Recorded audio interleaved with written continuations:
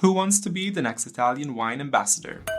Join an exclusive network of 400 Italian wine ambassadors across 48 countries. Vinitaly International Academy is coming to Chicago on October 19th to 21st, and to Almaty, Kazakhstan from November 16th to 18th.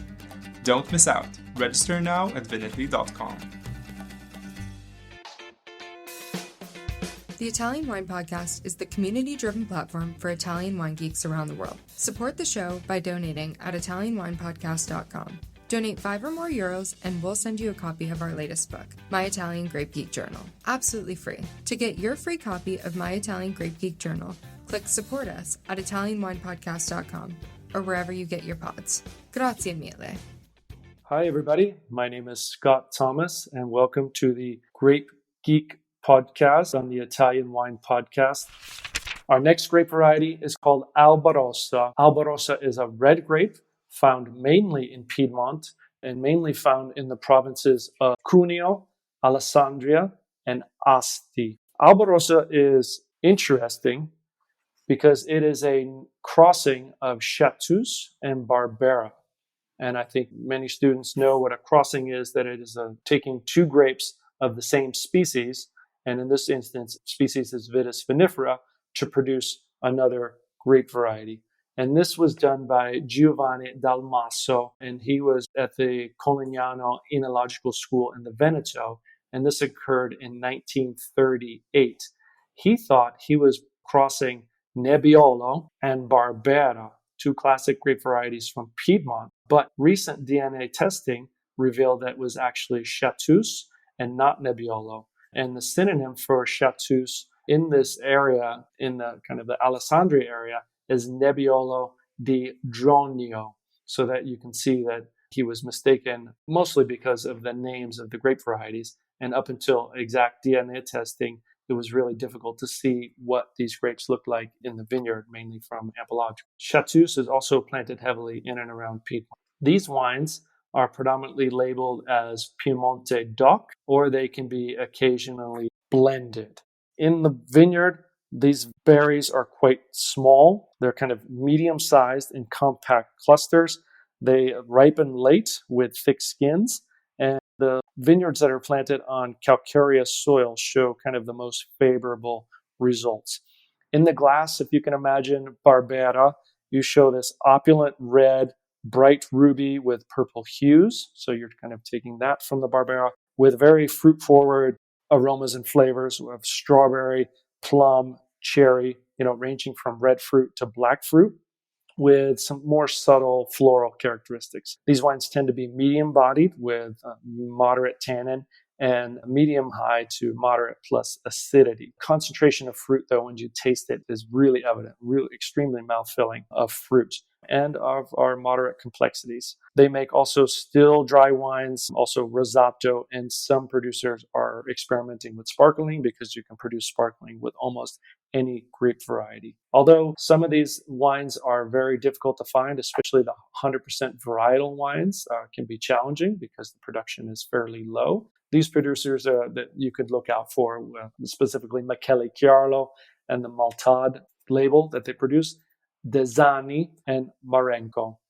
At the table, I think food pairing wines, these Albarossa especially pairs well with grilled or braised lamb or any type of game meat, for instance, like guinea fowl and or aged cheeses. Although when I was living in Piedmont, I often was able to find Albarossa wines. And for me, with pizza, anything with red sauce, because of the elevated acidity, they paired very, very well together. Now we talk about a red grape variety called Aleatico. Aleatico is in the category of an aromatic red grape variety, meaning that it shows a large amount of beautiful floral and aromatic intensity on the nose. This grape is mainly found in Tuscany, but also in smaller quantities in the areas around Lazio, the Marche, and Puglia. In Tuscany specifically, it's found on the Tuscan coast and included in archipelago, the islands, especially Elba and Capraia. In Lazio, Aleatico can be found close to Lago Bolsonea, which is another extinct volcano in the northern part of Lazio, very close to Umbria and the Orvieto region, which is now Lago Bolsonea, is considered the largest and deepest crater lake in all of Europe as an extinct volcano. And you can find also Aleatico in the Marche under the Pergola DOC. It is roughly 325 hectares planted in Italy, so there is not a large production of it. And the name is kind of unknown and debatable origin. As I mentioned previously, Aleatico is an aromatic red grape variety because it is the offspring of Moscato Bianco. So that means it is a sibling to Lacrima di Moro d'Alba from the Marche, Bracchetto, which is primarily planted in Piedmont, and Malvasia di Chieriano, which is also planted in Piedmont. The Aleatico wines could be either dry or sweet, and also rosato or rosso versions through as well.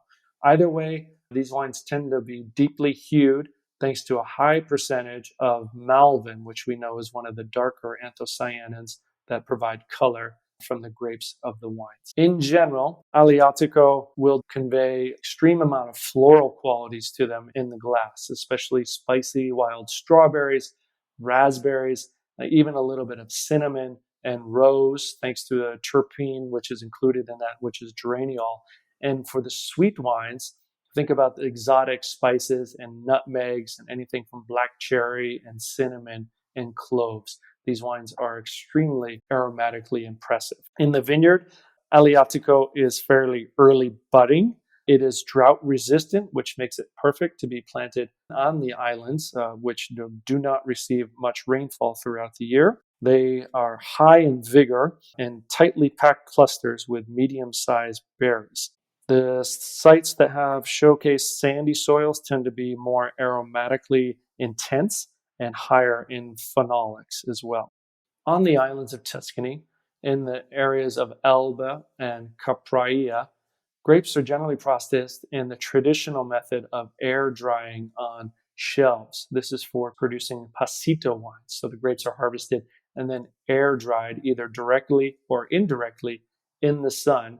And these grapes are generally harvested towards the end of August, in which they retain a generous amount of acidity, but also allow dehydration to occur to produce more of the Pasite style, sweeter style wines. This is an extremely laborious and time-consuming process. Therefore, the sweet wines of Elba are very difficult to find and quite costly to produce.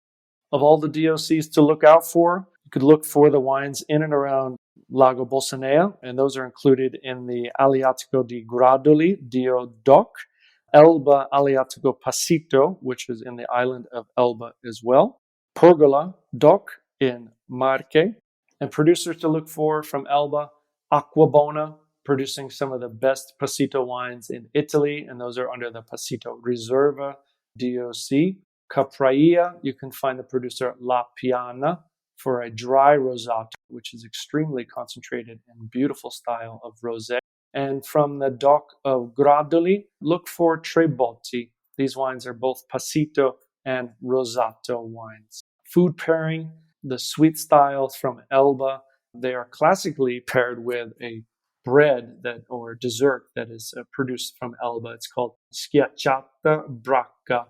This is a typical wine from the Isola d'Elba, which is served around holiday times. It's a soft and slightly leavened bread with no eggs, and its origins date back to the 13th century. And even some of these breads are colored and flavored with Aleatico grapes, which gives it kind of a red hue. But it does pair extremely well with a sweeter style dessert, especially being a sweet one. Next, we're talking about the grape Ansonica.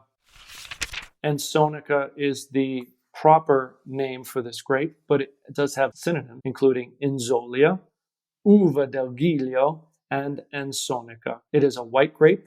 It is also included in the tannic white grape category, meaning that it does have some astringency and tannin included in its profile. And really, it is an emblematic island variety that loves the sea. I love this quote from Cantina Barbera, and it's Inzolia, which this is from Sicily now, is a vigorous vine that is resistant to drought, and it can live and produce in highly saline environments. Those main features make Ansonica ideal grape to be grown along the coastal areas of the Mediterranean, where this variety finds the best terroir for perfect adaptation. It is no coincidence that Inzolia is also present in Tuscany, mainly found on the Isola del Giglio, where microclimates are very similar to the Sicilian one. So as this quote would suggest, Ansonica, aka Inzolia, is found mainly in Sicily and in Tuscany on the islands of Giglio and Elba again. In Giglio, especially, you can still see the remnants of the greppe. These are handmade terraces made of dry stone walls. And on a personal note, I just took an endeavor to the island of Giglio about 3 weeks ago, and you see Ansonica almost everywhere. It is the one grape variety that they produce in this area. Many of the vineyards are trained singularly to poles, so it's kind of an albarello style, if you will, but there is one pole. It's not necessarily trellised as you would think of modern trellising throughout the world. And these wines are absolutely incredible. They produce wines that are, in general, for all the way from sweet to dry, all the way to oxidative style. And then going back to kind of its genetic relationship, that it is related to the many varietals in Sicily, including Grillo, Frappato, and Norello Mascalese. The name Ansonica likely stems from the French word souris, which is translated to dark or gold, because the grapes turn dark or golden when they are very ripe in color. It is an ancient variety, an old variety that is referenced back to 1696, but there are some Sicilian producers that have said that perhaps this variety was brought by the Greeks between the 8th and 7th century BC, and it has evolved over time, although that hypothesis in theory has not been proven true. Ansonica is also very popular as a table grape, as it remains quite plump with high amounts of sugar, which makes it quite enjoyable to eat as a table grape. Some challenges, not challenges, but they are typical, you could say. Ansonica is fairly low in acidity, and it tends to drop acidity quickly, especially in much warmer climates. So harvest date needs to be very attentive to, and it is a naturally tannic white grape variety, as I mentioned before. And like some other grape varieties, especially from Sicily, like Catarata, for instance, it has a tendency to oxidize fairly quickly. But in general, the structure of Ansonica or Inzolia wines derives from the tannin. Now, there are two different styles. We're talking about Sicily here, and we're talking about the islands of Tuscany.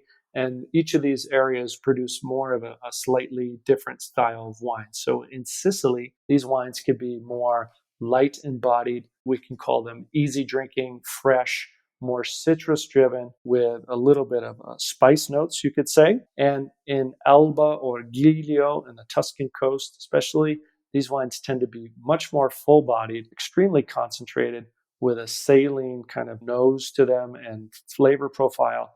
And oftentimes these wines could be darker colored, even bordering on orange or vini macerati wines, which have been a little bit more rich, you could say.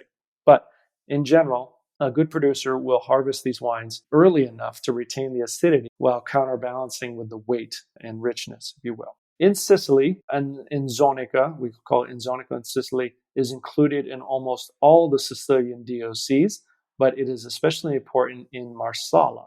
And prior to Odium arriving in Sicily, Inzolia was the most planted grape variety in Sicily, and it was historically one of the most important grape varieties in the Marsala blend. In Elba and Giglio, this wine has historic importance, and it continues again to be the primary white grape that is grown on these two islands.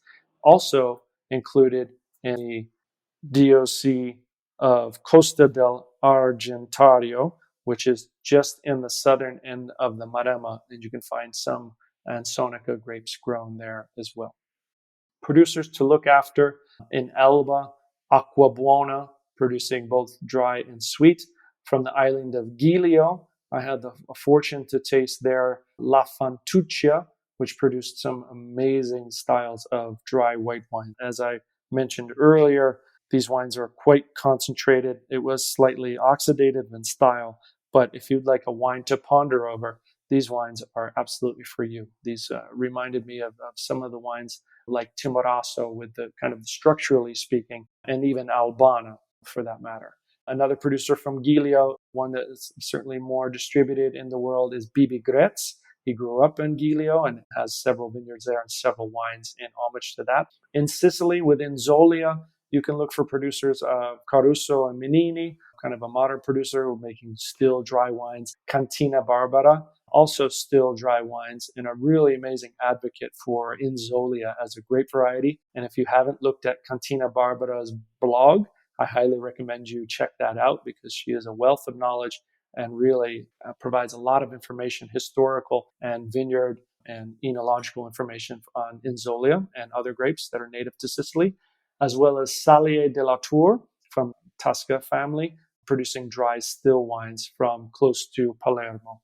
You can also find many of the Ansonica fractions in Marsala Blends and Pellegrino, more specifically, the producer there. And as far as food pairing wines go, I mean, it really depends on the style of wine, but because in Sicily, these wines tend to be a little bit more fresh, you can pair with shellfish or even richer oily fishes like tuna or bluefish, but certainly with the brighter style, anything with salads, fennel, orange, citrus, the classic, really light style of Sicilian cuisine, as well as fresh vegetables.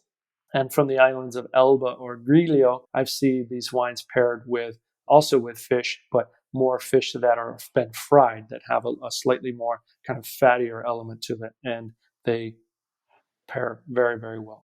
That concludes our tour of Aleatico, Albana, Albarossa, Aleatico, and Ansonica. And that is all for today. Thank you for listening in for these 5 grape varieties. I hope you've enjoyed this journey through Italian native grapes. That's it. Listen to the Italian Wine Podcast wherever you get your podcasts. We're on SoundCloud, Apple Podcasts, Spotify, Himalaya FM, and more. Don't forget to subscribe and rate the show. If you enjoy listening, please consider donating through ItalianWinePodcast.com. Any amount helps cover equipment, production, and publication costs. Until next time, cin cin.